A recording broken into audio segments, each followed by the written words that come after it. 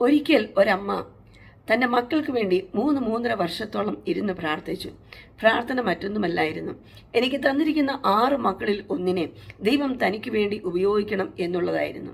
ദൈവ പ്രാർത്ഥന സ്വർഗത്തിൽ നിന്ന് കേട്ടു. ഒരു മകനെ ദൈവം തനിക്കായി വേർതിരിച്ചു. ആ ബാലന്റെ പേരായിരുന്നു KP യോഹന്നാൻ. ഇദ്ദേഹത്തെക്കുറിച്ച് തൻ്റെ അയൽവാസിയായ മറ്റൊരു പിതാവ് പറയുന്നത് നമുക്കൊന്ന് കേൾക്കാം. ഞാൻ KP യോഹന്നാനെ അടുത്തറിയാം. ഞങ്ങൾ അയൽവാസികളായിട്ട് താമസിച്ചിട്ടുണ്ട്. തോമസ് അപ്പോസ്തലൻ വന്ന് അത്ഭുതം കാണിച്ച് നാട്ടുകാരെ ദൈവരാജ്യം അറിയിച്ചു പഠിപ്പിച്ച, ദൈവരാജ്യത്തിൻ്റെ പ്രജകളാക്കി സകല ജാതികളെയും ശിഷ്യരാക്കാൻ യേശു പറഞ്ഞതനുസരിച്ച് തോമസ് അപ്പോസ്തലൻ ശിഷ്യരാക്കിയേച്ച് പോയ സ്ഥലത്ത് നിന്ന് ഒരു ചെറിയ ബാലനുണ്ട്. പ്രതിഷേധത്തിൻ്റെ തീജ്വാലയായി വളർന്നു വന്ന യോഹന്നാൻ എന്ന KP യോഹന്നാൻ ബാലന്റെ ജോലി, ഞാൻ അദ്ദേഹത്തെ ഇകഴ്ത്താൻ പറയുകയല്ല, വല്ലവന്റെ താറാവിനെ തീറ്റുന്ന പണിയായിരുന്നു. അതെ, ദൈവത്തിന്റെ വചനം പറയുന്നത് പോലെ ദാവീദ് ചെന്നിടത്തൊക്കെയും ദൈവം തനിക്ക് ജയം കൊടുത്തു എന്നതുപോലെ ഇദ്ദേഹം ചെയ്യുന്ന തൻ്റെ സകല പ്രവൃത്തികളും ദൈവം അദ്ദേഹത്തെ അനുഗ്രഹിച്ചു വിശാലമാക്കി.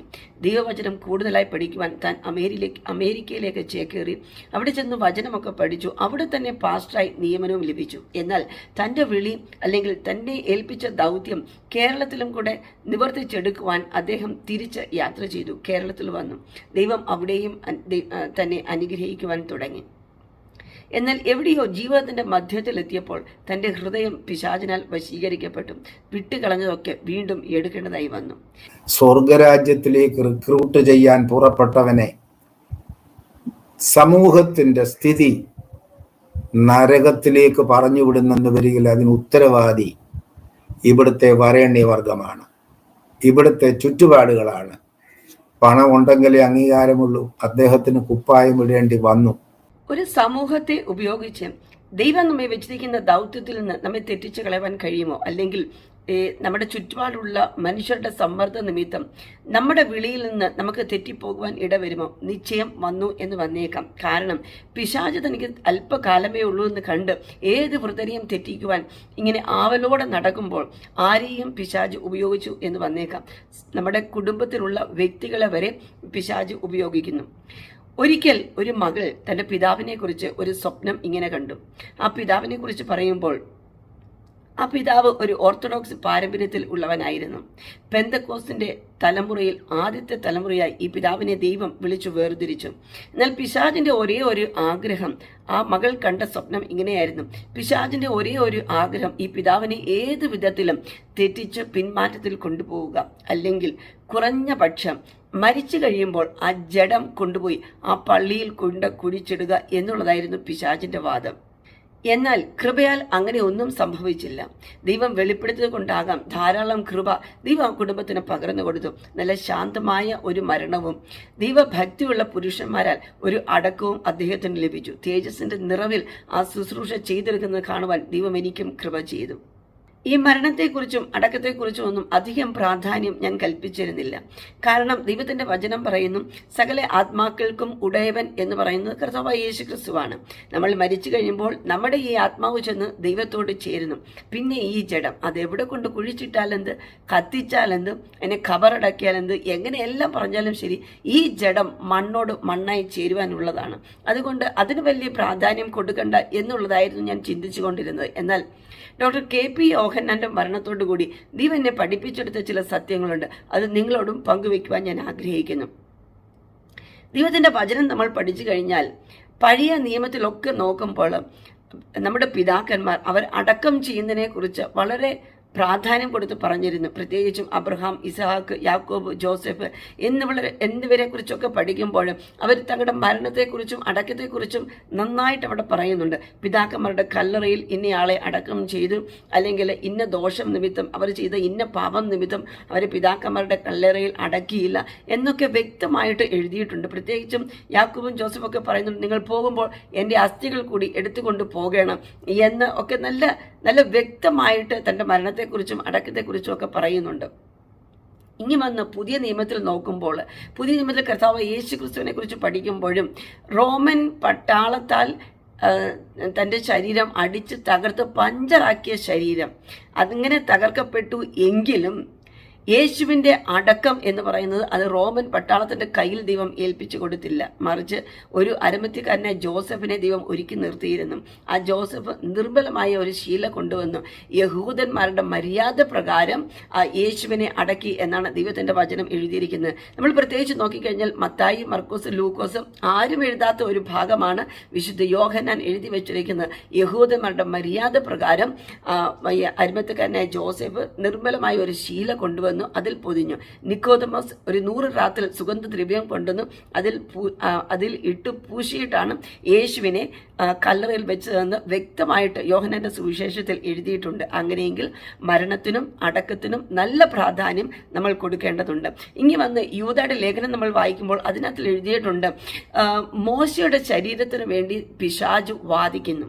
എന്തിനു വാദിക്കുന്നു എന്ന് ചോദിച്ചു കഴിഞ്ഞാൽ, എന്നാൽ അപ്പുറത്ത് മീഖായേൽ പറയുന്നുണ്ട്, കർത്താവ് നിന്നെ ഫലിക്കട്ടെ എന്ന് പറഞ്ഞ് മോശയുടെ ശരീരത്തിന് വേണ്ടി ഇപ്പുറത്തും ദൈവം സഹായം ചെയ്തു. എന്നാൽ എന്തിന് ഈ മോശയുടെ ശരീരത്തിന് വേണ്ടി വാദിച്ചു എന്ന് ചോദിച്ചു കഴിഞ്ഞാൽ, അദ്ദേഹം ഒരു പ്രവാചകനായിരുന്നു. ഇസ്രായേലിനെ മൊത്തം മിസ്രൈമിൽ നിന്ന് വിടുവിച്ച് പുറത്തു കൊണ്ടുവന്ന് അവരെ കനാലിൽ കൊണ്ടെത്തിക്കുവാനുള്ള ഒരു ദൗത്യം ദൈവം ഏൽപ്പിച്ചു. അപ്പോൾ വഴിയിൽ നടന്ന അത്ഭുതങ്ങളും ഒക്കെ കണ്ട് ഇദ്ദേഹത്തിന്റെ ശരീരം പിശാചിന് കിട്ടിക്കഴിഞ്ഞാൽ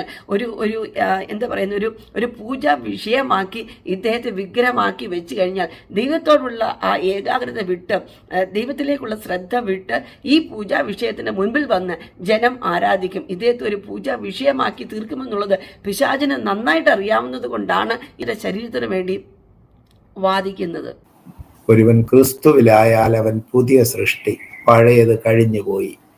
പഴയതെടുക്കാൻ ആരെയെങ്കിലും നിർബന്ധിക്കുന്ന പൈശാചിക ശക്തിക്ക് അടിമയാകാതിരിക്കാൻ നാം സൂക്ഷിക്കണമെന്ന് എല്ലാവരെയും ആഹ്വാനം ചെയ്തുകൊണ്ട് ഒരു സമൂഹം ഒരു വ്യക്തിയെ എങ്ങനെ നന്നാക്കുന്നു, നശിപ്പിക്കുന്നു എന്നുള്ളതിനൊരു ഉദാഹരണമാണ് നമ്മുടെ KP യോഹന്നാൻ എന്ന് പറയുന്ന മനുഷ്യൻ. അതുകൊണ്ട് ജീവിച്ചിരിക്കുമ്പോൾ ദൈവത്തിന്റെ ഹിതപ്രകാരം നമ്മുടെ ഈ ശരീരത്തെ ദൈവത്തിന്റെ മന്ദിരമാക്കി സൂക്ഷിക്കേണ്ട വലിയൊരു കടമ നമുക്കുണ്ട്.